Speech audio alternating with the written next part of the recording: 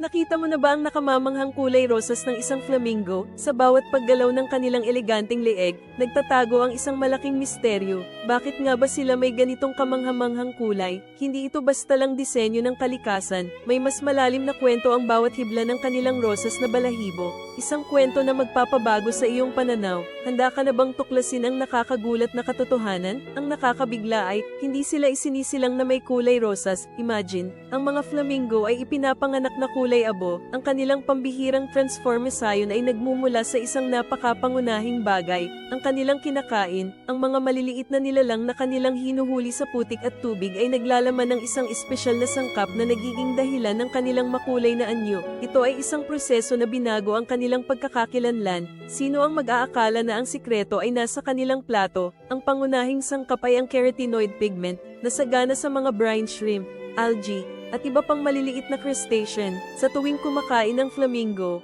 ang mga pigmentong ito ay naiipon at dinadala sa kanilang balat, tuka, at sa kanilang napakagandang balahibo. Kung walang regular na pagkain ng mga ito, unti-unting kumukupas ang kanilang kulay at nagiging maputi o kulay abo. Ang bawat pink na balahibo ay patunay ng kanilang diet at ng kahangahangang biyolohiya ng kalikasan. Tunay na kamangha-mangha ang ugnayan ng pagkain at kulay sa mundo ng mga flamingo.